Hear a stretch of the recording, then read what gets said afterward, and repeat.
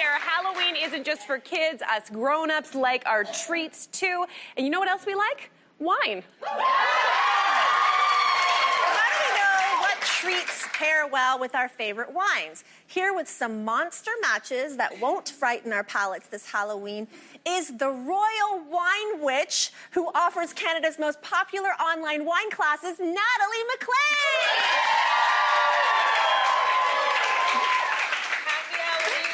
So tonight, many of us will be taking our kids maybe trick-or-treating and perhaps having a glass of wine or two as we sort through all of the candy. So when we're pairing wines with treats or, junk food or dessert, what kinds of things or guidelines should we be looking at? Well, my pretties, the first rule of pairing wine and treats to have a very happy Halloween is that the wine must be sweeter than the dessert. Otherwise, the wine will taste bitter as a poison apple. The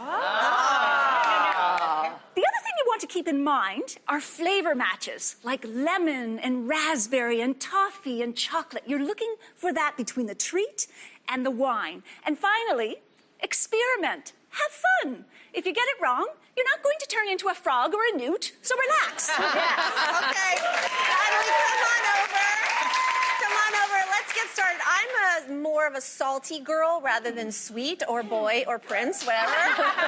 So I like chips. I like pretzels. What goes well with that? Georgie, aren't you a little bit young to be drinking? I am the king. I can do whatever I want. Right. Okay, you little brat. Anyway. Bubble, bubble, toil and no troubles with sparkling wine. I love sparkling wine with earthy, salty chips and pretzels. And because you've got the bubbles and the acidity, you don't need something sweet. So go ahead, Georgie, and try a little bit of the bubbles. Okay. All right? So what we're going to do, and this is a great thing to do anytime you're food pairing, try the wine first on its own, then go for the chip. Good boy. Now go back to the wine. Right, and we're going to see what has happened to the wine. How has the taste changed, or your perception of it? It's fruitier. It's fruitier. Very good, Georgie. Very good. A+. Now, what was this? Because I definitely want to do this. I want to enjoy the bubbles while I'm passing out candy tonight. So Absolutely. What are the range of bubbles? I brought bubblies from Washington State and Italy and France. You tried a beautiful rosé bubbly from Santa Margherita in Italy. So I think it has that jewel-like Halloween color that is also nice. All countries I want to conquer. Excellent. All right. Okay, Natalie, I'm all about delicious dark chocolate. In fact, I don't totally trust, right? I don't totally trust people who say, oh, I only have milk chocolate. Right. Now, you want the dark chocolate. So what kind of a drink or wine goes well with dark chocolate? You have a dark heart like mine, darling. Yes, I absolutely love this. So when we've got a dark, dry red wine, we can pair that with dark chocolate. Oh. So the wine doesn't need to be sweet if the chocolate's not sweet. So dark chocolate has the least amount of sugar, least amount of cocoa in it. Also, things like Tootsie Rolls, they're not too sweet. So yes, very good, Daenerys. So you try the wine. Blood of my blood. I love that. Very good. Now try the dark chocolate. Okay. And we do have, I should mention, as you're tasting, 3 very full-bodied reds. Now, you're trying a big Amarone from Italy, a big Italian. I'm a big Italian, and when I'm not this dressed up. You like big Italians. But I also have 2 thematic wines. One is Francis Ford Coppola. He was the director of Dracula. And Dracula once told me, I never drink wine. So, anyway, he's not my kind of guy, but whatever. The other one is called Castello de Diablo, the cellar of the devil. And it's a rich Malbec, and it's great. It's brooding. It's very beautiful. I'm gonna take this after I've eaten the wine. Exactly. Now. Exactly. The chocolate. Well, it is full-bodied. You could eat that wine. So, what do you think? What's changed with the wine after the chocolate? I don't know. Okay, that's okay. That's all right. It still tastes good. The tannins in the chocolate. Chocolate has tannins too, are smoothing out that. More luscious, like it's more luscious. juicier. Exactly. Okay. Voluptuous. Very good, Daenerys. We're getting thirsty over here, Natalie. Come on over. Okay. Come on over, Natalie. All right. Okay. So we go from the dark chocolate Yes. to the milk chocolate. Marqueza loves to share her sweets, which means I will, in fact, be into the small milk chocolate bars. So tell me what I should be drinking with that. Marqueza, so sweet, just like Hansel and Gretel. I remember them so sweetly. Anyway, so with with chocolate bars, now we're into a sweeter chocolate, a milk chocolate. So our wine must be sweeter by comparison. So I've brought 3 different ports. I've got a vintage port.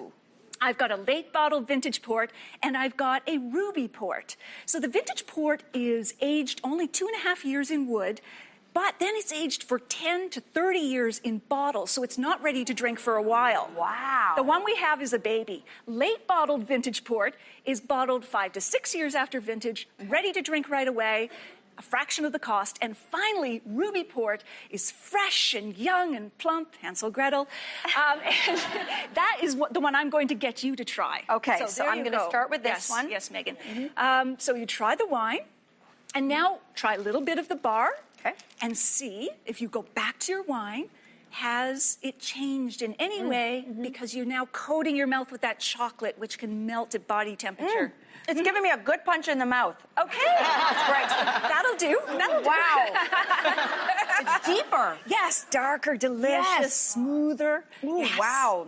Well, Mel Absolutely. enjoys that chocolate. Nothing says Halloween for this queen like toffee. Oh, and yes. I love a good toffee flavor. So what kind of wines would go well? So we want something that has tawny in the glass. Caramel and tawny, like a tawny port. That port is aged in barrels for 10 to 30 years.